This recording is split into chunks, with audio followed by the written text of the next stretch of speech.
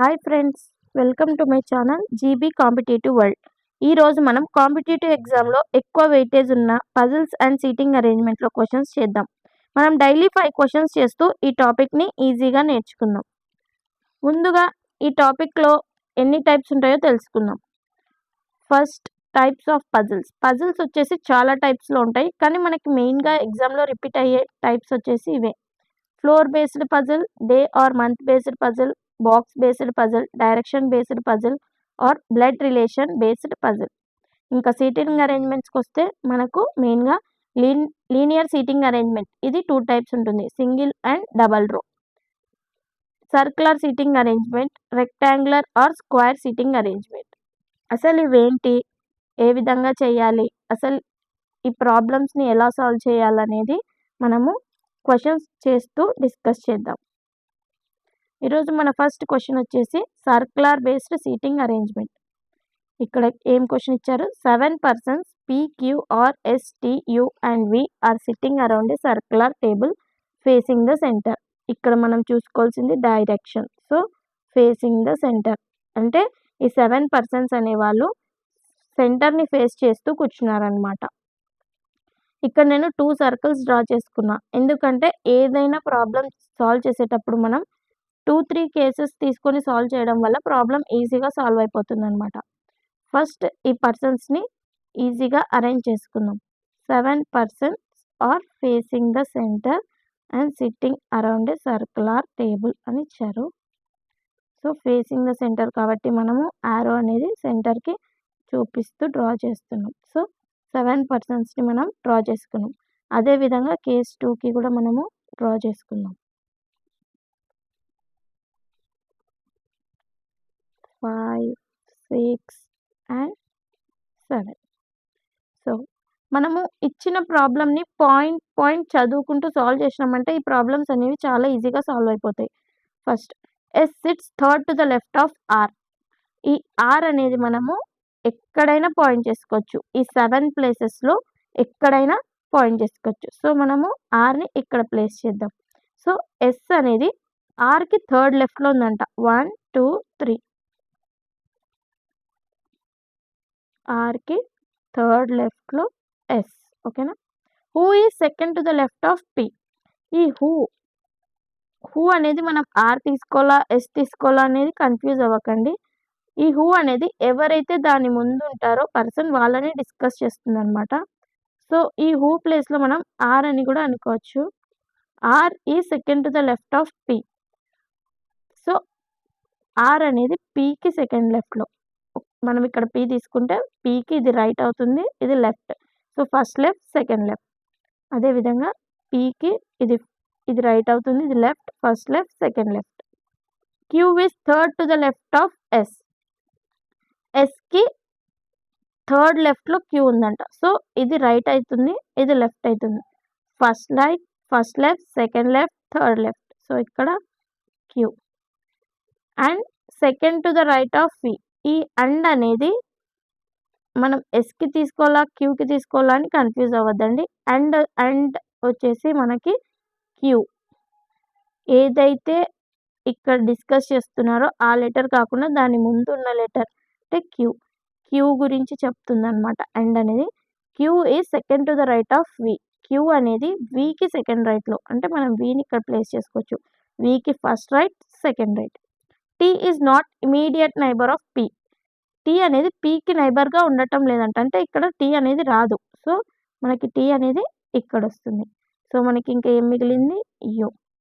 ఇక్కడ మనకి 2 కేసెస్ తీసుకున్నప్పటికీ ఒక్క కేసులోనే ప్రాబ్లం అనేది సాల్వ్ అయిపోయింది అనమాట. ఓకేనా. ఇప్పుడు మనం ఈ ప్రాబ్లం మీద కొన్ని క్వశ్చన్స్ చేద్దాం.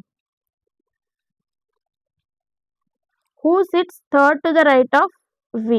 Who sits third to the right of V. Third to the right of వికి ఎవరు కూర్చున్నారంటే వికి థర్డ్ రైట్లో, first right, second right, third right ఎవరున్నారు, P. So P is the correct answer. P sits third to the right of వి.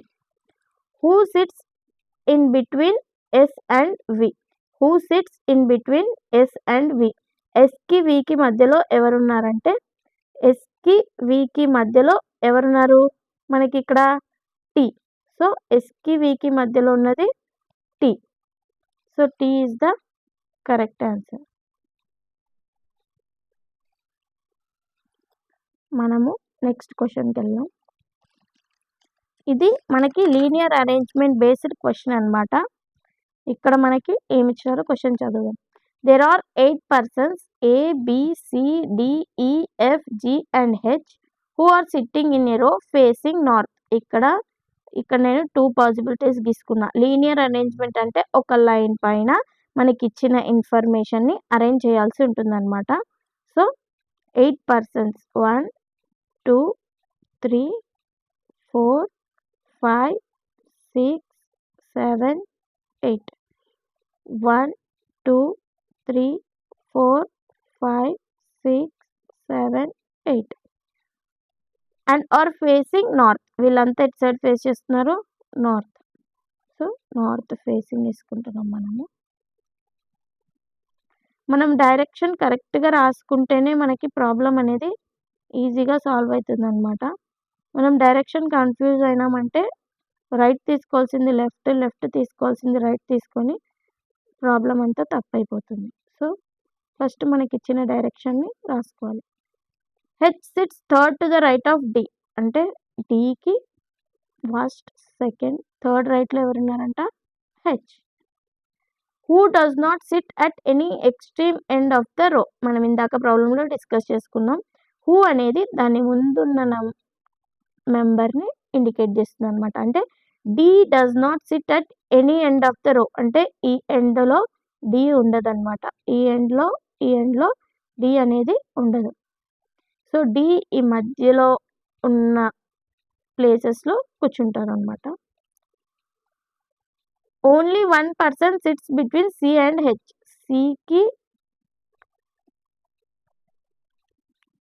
సికి హెచ్కి మధ్యలో 1 person. C sits to the right of H. So మనకి ఇక్కడ ఈజీ అయిపోయింది. C అనేది హెచ్కి రైట్లో ఉంది.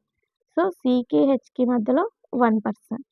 ఇక్కడ చూడండి 1 2 3 4 5 6 ప్లేసెస్ తెలిసిపోయినాయి మనకి. Only 1 person sits between G and E. జీకి ఈకి మధ్యలో 1 పర్సన్. ఇది ఇలాగైనా ఉండొచ్చు, లేకపోతే జీకి ఈకి మధ్యలో ఇలా అయినా ఉండొచ్చు. C does not sit at any end of the row. So C కూడా ఎండ్లో ఉండదన్నమాట. B sits to the immediate right of F. So ఎఫ్కి ఇమీడియట్ రైట్లో అంటే ఎఫ్ కన్నా బి కూర్చుంటుంది. మనము ఇక్కడ ఉన్న అరేంజ్మెంట్ని ఇక్కడ ప్లేస్ చేసేద్దాం. So 6 places 1 2 3 4 5 6. సో డి ఇక్కడ రాదు కాబట్టి మనం డిని ఇక్కడ నుంచైనా పెట్టుకోవచ్చు, ఇక్కడ నుంచైనా పెట్టుకోవచ్చు. బట్ డిని ఒకవేళ మనం ఇక్కడ నుంచి ప్లేస్ చేసుకున్నట్టయితే 1 2 3 4 5 6 సి. ఈ సి అనేది కార్నర్కి వస్తుందన్నమాట. సో ఇది రాంగ్ ప్లేస్మెంట్. సో మనం ఎగ్జాక్ట్గా డి అనేది ఇక్కడ నుంచే ప్లేస్ చేసుకోవాలి. డి 2 హెచ్ తర్వాత 1 ప్లేస్ వదిలి సి. ఇది మనము ప్లేస్ చేసేసాం. నెక్స్ట్ జీ అండ్ ఈకి మధ్యలో 1 పర్సన్. సో అది ఎక్కడ వస్తుందని మనకి ఇంకా తెలీదు. నెక్స్ట్ ఎఫ్ అండ్ బికి ఇవి రెండు అనేటివి పక్కనే ఉన్నాయి. ఇక్కడ పక్కన ఖాళీ ఉన్న ప్లేసెస్ ఏవి మనకి? ఇవి రెండే. So F and B. ఇంకా మనకి జీ అండ్ ఈకి మధ్యలో ఓన్లీ 1 పర్సన్ ఉన్నారు అని చెప్పారు. సో మనకి ఇంకెక్కడ కూడా వాళ్ళని ప్లేస్ చేయడానికి ఆప్షన్ లేదు, ఇది తప్ప. సో జీ అండ్ ఈ. ఓకేనా? మనకి ఇంకా ఎవరైతే మిగిలారో వాళ్ళని ఏ అని ఇక్కడ ప్లేస్ చేసేద్దాం. సో ఇలా మనం పాయింట్ టు పాయింట్ మనం పక్కన అనలైజ్ చేసుకుంటూ ప్లేస్ చేసేసినామంటే ఎంత పెద్ద ప్రాబ్లమ్నైనా ఈజీగా సాల్వ్ చేయొచ్చు అనమాట. సో ఇది మన ఫైనల్ అరేంజ్మెంట్. సో దీన్ని బేస్ చేసుకొని కొన్ని క్వశ్చన్స్ చేద్దాం. Who sits at the extreme left end of the row. Extreme left end. So మనము ఈ యారోస్ని బేస్ చేసుకొని డైరెక్షన్స్ తీసుకోవాలి. నార్త్లో ఇవన్నీ రైట్ అవుతాయి, ఇవన్నీ లెఫ్ట్ అవుతాయి. సో ఎక్స్ట్రీమ్ లెఫ్ట్ ఎండ్ అంటే ఇదే. ఎక్స్ట్రీమ్ లెఫ్ట్ ఎండ్లో ఎవరున్నారు? A. So A is the right answer. How many persons sits between G and D? జీకి డికి మధ్యలో ఎంతమంది పర్సన్స్ ఉన్నారన్నారు. సో 1 2 3 ఎంతమంది ఉన్నారు జీకి డికి మధ్యలో? 3 పర్సన్స్. సో మన కరెక్ట్ ఆన్సర్ వచ్చేసి 3 పర్సన్స్. మనం ఇప్పుడు నెక్స్ట్ ప్రాబ్లంకి వెళ్ళిపోదాం. ఇది వచ్చేసి ఫ్లోర్ బేస్డ్ పజిల్. మనము ఉన్న 5 క్వశ్చన్స్లో కూడా ప్రతి పజిల్ని ప్రతి టైప్ని టచ్ చేసుకుంటూ చేద్దాం రోజు. దీనివల్ల మనకి అన్ని టాపిక్స్ కవర్ అయినట్టు ఉంటుందన్నమాట. ఇక్కడ ఇచ్చిన క్వశ్చన్ వచ్చేసి there are 7 persons named JKLMNO and P who lives on 7 different floors of a building but not necessary in the same order.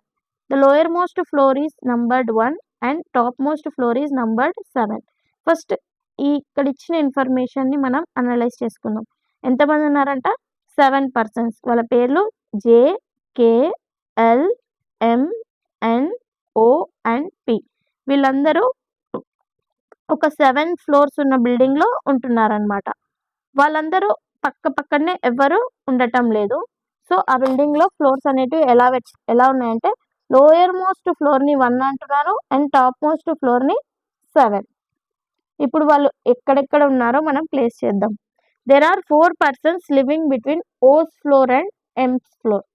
So O ఫ్లోర్కి ఎం ఫ్లోర్కి మధ్యలో 4 పర్సన్స్ ఉన్నారంట. సో ఓ పైన ఉండొచ్చు, లేకపోతే ఓ అనేవాడు కింద అయినా ఉండొచ్చు. ఓకేనా? There are more than 3 persons living between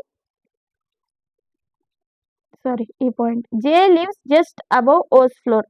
జే అనేవాడు ఓ ఫ్లోర్కి జస్ట్ అబౌవ్ అంటే ఓ పైనే ఉంటాడనమాట. సో ఓ పైన J. There are more than 3 persons living between J's floor and P's floor. జేకి పీకి మధ్యలో మోర్ దాన్ 3 అంటే 3 కాకుండా 4 కానీ 5 కానీ తీసుకోవాలన్నమాట మనం. సో ఇక్కడ మనకు టోటల్ వచ్చేసి 7 ఫ్లోర్స్. ఇక్కడ ఆల్రెడీ మనం 1 2 3 4 5 6 అరేంజ్మెంట్స్ అనేటివి చేసేసినాం. ఇక్కడ 1 2 3 4 5 అరేంజ్మెంట్స్ అనేటివి కంప్లీట్ అయినాయి. సో జే ఫ్లోర్కి పీ ఫ్లోర్కి మధ్యలో మోర్ దాన్ 3 అంటే 4 తీసుకోవచ్చు. 1 2 3 4 ఇక్కడ పీ ఉంటుంది. సో 1 2 3 4 5 6 7 మనం కింద తీసుకోవడానికి ఛాన్స్ లేదు. ఎందుకంటే ఆల్రెడీ ఇక్కడ నుంచి 1 2 3 4 5 ఇంకా మనకి కింద 2 ప్లేసెస్ మాత్రమే ఉంటాయి. 2 ప్లేసెస్ ఉన్నప్పుడు మనకి జేకి పీకి మధ్యలో ఓన్లీ 2 పర్సన్స్ ఉంటారు. కాబట్టి మనం పైన తీసుకోవాల్సి ఉంటుంది. సో ఇక్కడ వచ్చేసి మోర్ దాన్ 3 1 2 3 4 4 తీసుకుందామంటే ఇక్కడ ఏముంది మనం ప్లేస్ చేయలేం. సో ఇక్కడ ప్లేస్ చేయాలి.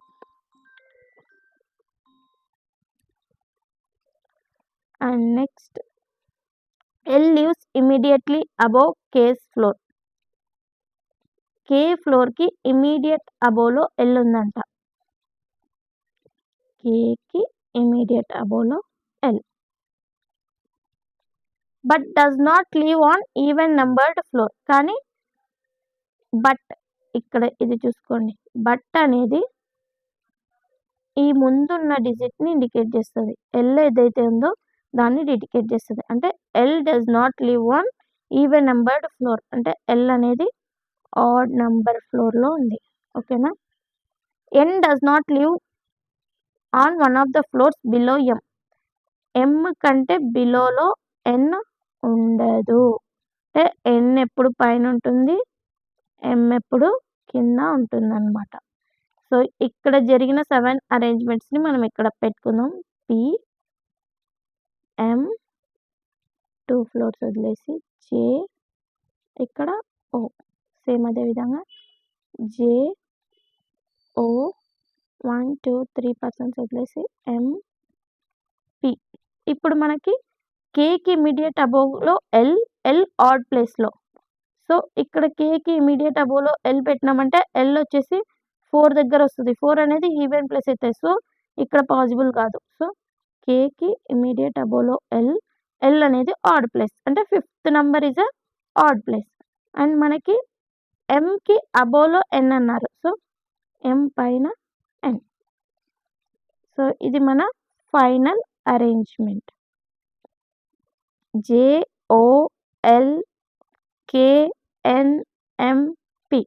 ఇది కరెక్ట్ అరేంజ్మెంట్, ఇది రాంగ్.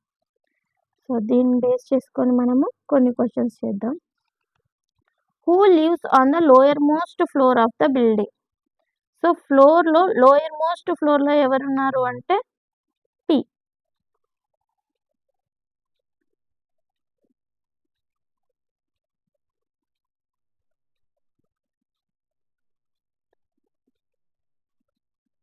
ఇది P. Next, number of people lives above L. L పైన ఎంతమంది ఉన్నారు? 1, 2. So 2 people lives above L. మన నెక్స్ట్ క్వశ్చన్ వచ్చేసి బాక్స్ బేస్డ్ పజిల్.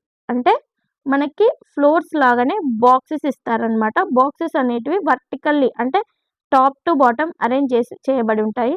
వాటి అరేంజ్మెంట్ని మనం చేయాల్సి ఉంటుందన్నమాట.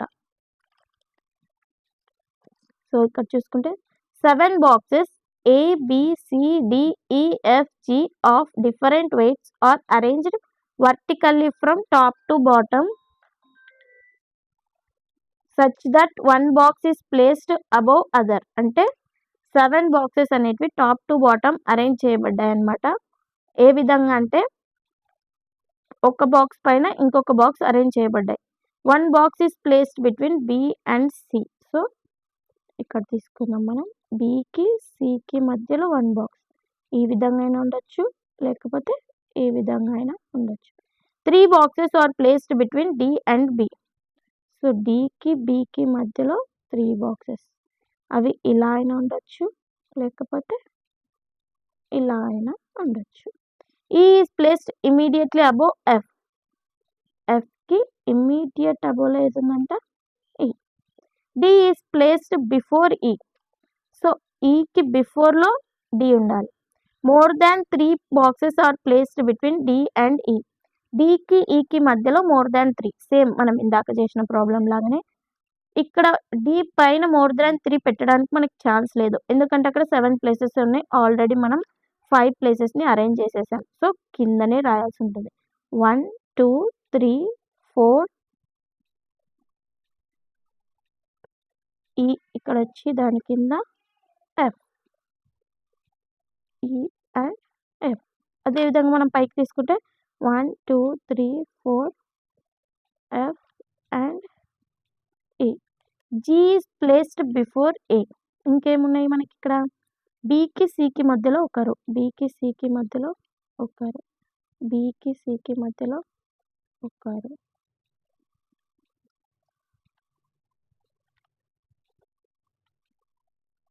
And G is placed before A. A కంటే ముందు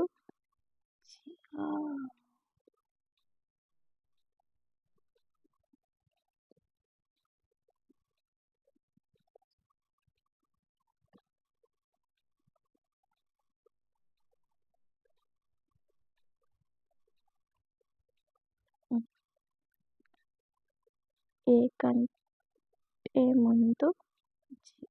కానీ మనం ఇక్కడ చూసుకున్నట్టయితే E is placed before F and D is placed before E అని ఉంది. సో E కంటే బిఫోర్లో D ఉండాలి. సో ఈ అరేంజ్మెంట్ అనేది రాంగ్. ఈ అరేంజ్మెంట్ అనేది కరెక్ట్. సో మనం ఇక్కడ D, G, C, A, B, E, F. మనం ప్రతి పాయింట్ని కరెక్ట్గా చేసినట్టయితే మనకి అరేంజ్మెంట్ అనేది ఈజీగా కంప్లీట్ అయిపోతుంది అనమాట. సో దీని మీద మనం కొన్ని క్వశ్చన్స్ చేద్దాం. How many boxes are placed before E? E కంటే ముందు ఎన్ని బాక్సెస్ ప్లేస్ చేశారంటే 1, 2, 3, 4, 5. సో కరెక్ట్ ఆన్సర్ వచ్చేసి 5. 3 of the 4 are alike in certain way based from the arrangement. Find the one which does not belong to that group. So మనకి ఇచ్చిన group ఏంటి? DC, AE, BF డిజి DC డికి బిలోలో C ఉంది. And next AE, so ఏకి బిలోలో ఈ ఉంది. Next BF, బికి బిలోలో F ఉంది. డిజి, కానీ డిజి అనేది బిలోలో ఉన్నప్పటికీ ఇక్కడ మనం అన్ని అరేంజ్మెంట్స్ చూసినట్లయితే అన్నిటికీ మధ్యలో 1 గ్యాప్ ఉందన్నమాట, 1 బాక్స్. బట్ ఇక్కడ ఏ రకమైన గ్యాప్ అనేది లేదు. సో మన ఆన్సర్ వచ్చేసి D G. Next question, direction based puzzle. ఇవి కొంచెం ఈజీ పజిల్స్, సాల్వ్ చేయడం ఈజీ, బట్ క్వశ్చన్స్ని మనం సాల్వ్ చేసేటప్పుడు మనం రాంగ్ చేస్తూ ఉంటాం. A person starts walking from point P in the east direction and walks for 12 meters to reach point Q. First మనం డైరెక్షన్స్ తెలుసుకోవాలి. North, south, east, west. ఓకేనా? ఒక పర్సన్ అనేవాడు పాయింట్ పి నుంచి ఇలా నడుచుకుంటూ 12 మీటర్స్ వెళ్ళాడనమాట. ఎక్కడి వరకు వెళ్ళాడంటే పాయింట్ క్యూ వరకు వెళ్ళాడు. From Q he turns right. ఇక్కడికి వచ్చేసరికి అతడు ఫేసింగ్ ఈస్ట్ సైడ్ ఫేసే వాళ్ళకి ఇది లెఫ్ట్ అవుతుంది, ఇది రైట్ అవుతుంది. సో అతను రైట్ సైడ్ తిరిగాడు. ఎంతవరకు నడిచాడు? 5 metres. So 5 metres to reach point R. ఇక్కడికి వచ్చి ఈ పాయింట్ ఇది R. Then he turns left and walk for 8 metres. So ఇక్కడున్న వాళ్ళకి ఇది రైట్ అవుతుంది, ఇది లెఫ్ట్ అవుతుంది. అతను ఇక్కడ లెఫ్ట్ టర్న్ అయ్యారంట. ఇక్కడ నుంచి he turn left and walked 8 meters to reach point S. From S he takes left turn. కాబట్టి ఇక్కడికి వచ్చేసరికి ఇది రైట్ అవుతుంది, ఇది లెఫ్ట్ అవుతుంది. ఇక్కడ నుంచి లెఫ్ట్ టర్న్ తీసుకొని 5 meters వాక్ చేసిన to reach point T. He finally turns left again and walks 4 meters. ఇక్కడ నుంచి మళ్ళీ లెఫ్ట్ టర్న్ అయ్యి 4 meters వాక్ చేశారు టు రీచ్ పాయింట్ యు. ఎక్కడికి వెళ్ళడానికి?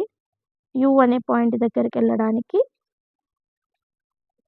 4 meters వాక్ చేశారు. సో ఇది మన ఫైనల్ అరేంజ్మెంట్.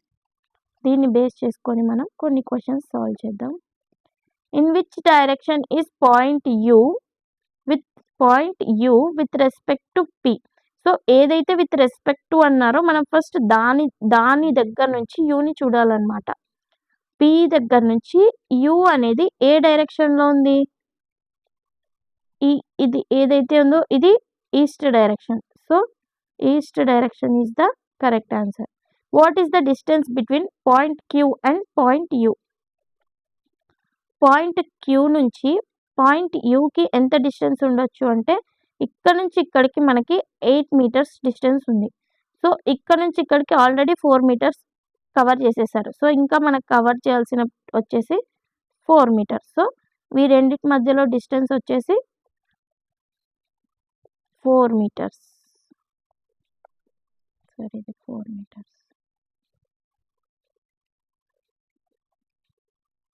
ఓకేనా? సో ఈరోజు ఈ సర్క్యులర్ బేస్డ్ అరేంజ్మెంట్ క్వశ్చన్ వచ్చేసి మీకు హోంవర్క్ అనమాట. ఎవరైనా ఈ క్వశ్చన్ని సాల్వ్ చేసి కామెంట్ సెక్షన్లో కామెంట్ చేయండి. ఒకవేళ మీకు ఈ క్వశ్చన్కి ఆన్సర్ రాకపోయినా ఏం ప్రాబ్లం లేదు, మనం ఈ క్వశ్చన్కి ఆన్సర్ రేపు క్లాస్లో డిస్కస్ చేద్దాం. ఓకేనా? సో ఈ వీడియో కనుక మీకు నచ్చినట్టయితే లైక్ చేయండి, షేర్ చేయండి, సబ్స్క్రైబ్ చేయండి. Thank you.